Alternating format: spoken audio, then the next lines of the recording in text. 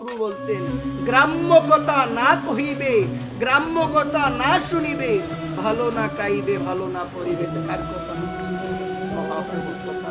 মহাপ্রভু বলছেন আজে বাজে কথা, মানে কৃষ্ণ কৃষ্ণ কথা বিহীন যে আজে বাজে কথা, যে কথার কোনো প্রয়োজন নেই, অপ্রয়োজনীয় কথা বলা যাবে।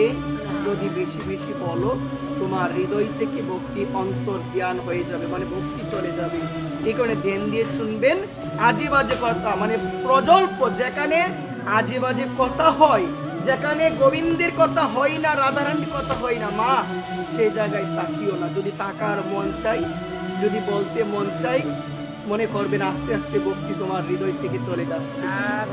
এরকম আছে না আমাদের? আপনি বুঝবেন মা, আমার কথাগুলো একটু শুনবেন। যারা আজে বাজে কথা বেশি বলে, বিশেষ করে মালা নিয়ে বলে, বিভিন্ন কিছু ভাবে বলে মা, তাদের মনে করবেন হৃদয়ে ভক্তি নাই। কি নাই গো মা? মানে ভক্তি নষ্ট হয়ে যাচ্ছে। আপনি বলতে পারেন ভক্তি না থাকলে কি ভগবানের নাম আবার করে কেউ? বলতে পারেন না। ভক্তি আছে মা, কোন ভক্তির মাধ্যমে গোবিন্দকে পাওয়া যায় মা? ভক্তি তো সবারই আছে। যে ভগবানকে নিয়ে মস্করা করে সেও তো ভগবানকে প্রণাম দেয় না।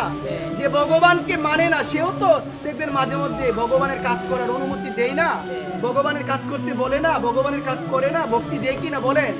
দেয়। কিন্তু এই ভক্তির মাধ্যমে কি পাওয়া সম্ভব?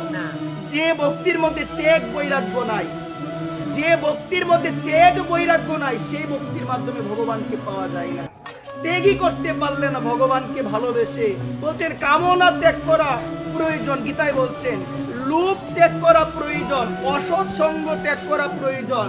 এখন তুমি যদি গীতার কথা শুনে অসৎ সঙ্গ ত্যাগই না করতে পারলে, তুমি কিসের ভক্ত হলে? তোমার মধ্যে কিসের ভক্তি? এখানে মন দিয়ে শুনবেন মা। দুই প্রকারের জীব আছে। জীব কয় প্রকার? এক প্রকারের জীব স্বর্গ থেকে মর্ত্যলোকে আসে, আরেক প্রকারের জীব নরক থেকে আসে। বুঝবেন কিভাবে কে স্বর্গ থেকে এসেছে, কে নরক থেকে এসেছে? বুঝবেন কিভাবে? যে স্বর্গ থেকে জীব এসেছে সেটা বোঝা যায় তার আচরণের মাধ্যমে। তার ভিতরে ভক্তি থাকবে, তার আচরণ সুন্দর হবে, তার ভাষা হবে মিষ্ট ভাষা, সবার সঙ্গে ভালো ব্যবহার করবে, ভগবানের ভক্তি করবে, ভগবানকে ডাকবে, আরাধনা করবে, সকলের সঙ্গে মিলেমিশে চলবে। ওই রকম জীব যারা আছে আমাদের সমাজে, বুঝবেন তারা কোথা থেকে এসেছে? স্বর্গ থেকে। আর নরক থেকে কোন জীব এসেছে? যেটাকে বলা হয় নারকীয় জীব, মানে নরক থেকে শাস্তি যন্ত্রণা ভোগ করে ভগবান আবার কৃপা করে জন্ম দিয়েছে। ওই রকম জীব। বুঝবেন কিভাবে? আচরণ ভালো নয়, ভগবানকে মানে না, ভগবানের কাজ করতে মস্করা করে। আছে কিনা বলবেন?